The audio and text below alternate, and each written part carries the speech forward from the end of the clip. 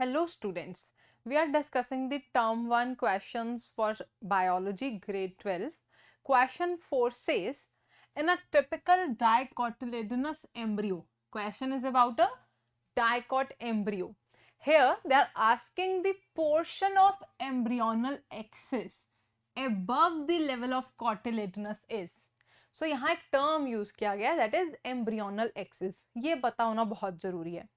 Let's see एक seed है, आप उस सीड के ऊपर से एक सीड है, you remove the seed coat, आप इसकी कवरिंग जो है आप उसको रिमूव करके अगर देखते हो तो आपको उसके अंदर जो स्ट्रक्चर्स दिखेंगे वो कैसे होंगे. There will be a embryonal axis in the centre. Let's say this is the embryonal axis in the centre.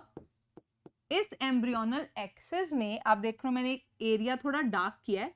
ये वो एरिया है जहां पे दोनों कॉटिलेडन्स आकर लगे हुए हैं, right.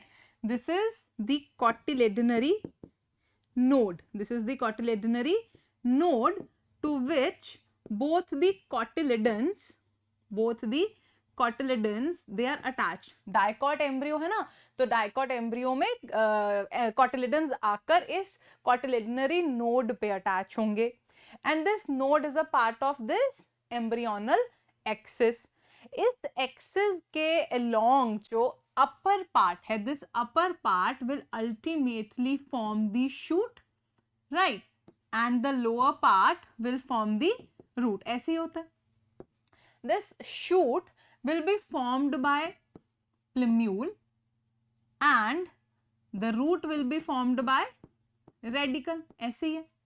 So the upper part, अब ध्यान देने वाली चीज ये है इस कॉटिलेडनरी नोड के कॉन्टेक्स्ट में, the part which is above to this node is called as epicotyl and the part which is below मतलब नीचे के लिए क्या वर्ड यूज करेंगे, हाइपोकोटाइल.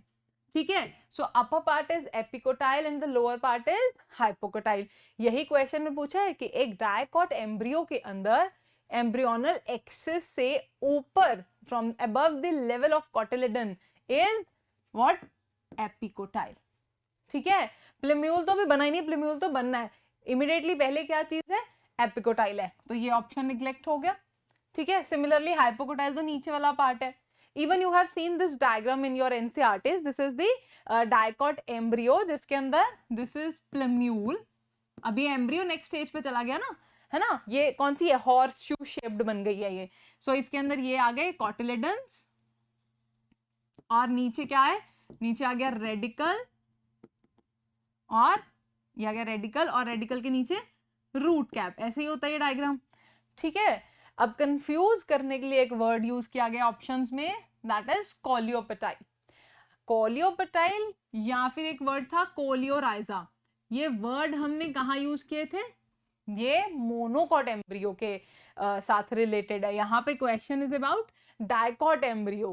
कोलियोपेटाइल में coleoptile forms the plumule part, right, and coleorhiza forms the radicle और the root part. ठीक है. बेसिकली ये दोनों कवरिंग्स हैं. Coleoptile is the covering sheath of plumule and coleorhiza is the covering sheath of radicle. तो इसका dicot से कोई लेना देना नहीं है, सिर्फ कंफ्यूज करने के लिए दे रखा है. बहुत सिंपल सा क्वेश्चन है.